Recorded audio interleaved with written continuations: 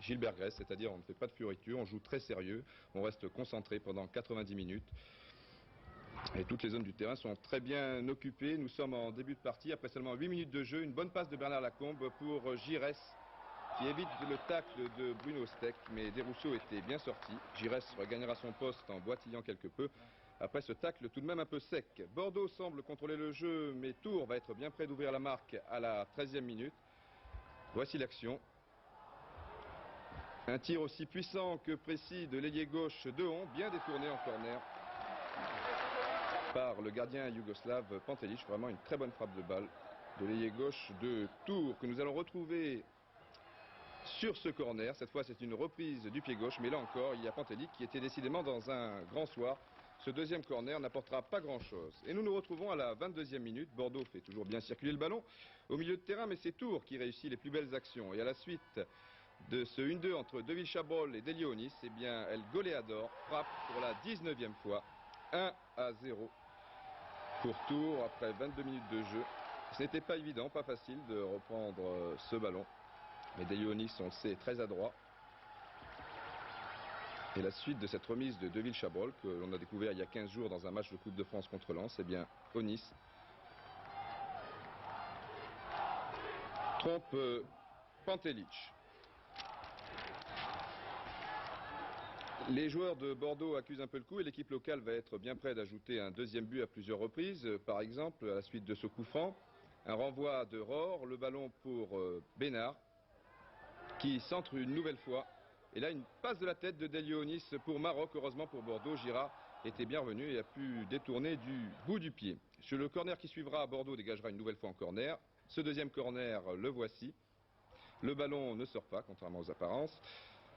Centre de Delionis, une tête quelque peu ratée de Guy Lacombe. Et cette fois, Onis part tout seul.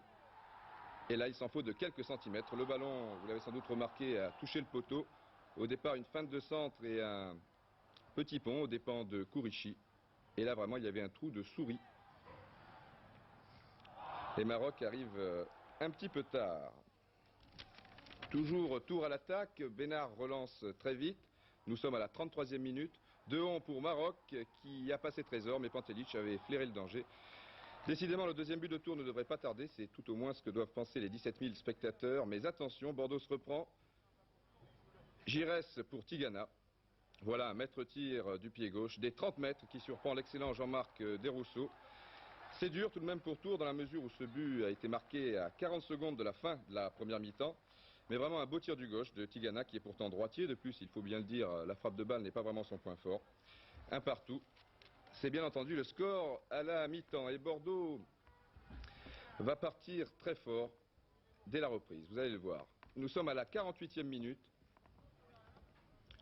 Rohr, Martinez, extérieur du pied droit pour Giresse, mais Desrousseaux est vraiment très bon dans cette sortie.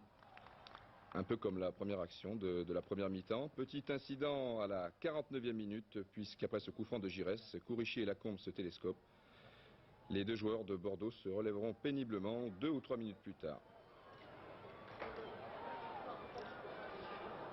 Bordeaux fait maintenant le jeu, mais les contre-attaques de Tours sont toujours très dangereuses. 58e minute, Deville Chabrol, qui semblait mal placé au départ de l'action, eh bien prend le dessus sur Brachy.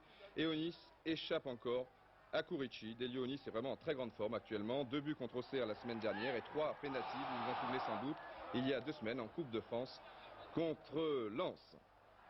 65e minute, Giresse a perdu un ballon. On retrouve tout en bonne position avec Maroc. Il passe tout le monde, y compris Trésor qui rate un peu son tacle.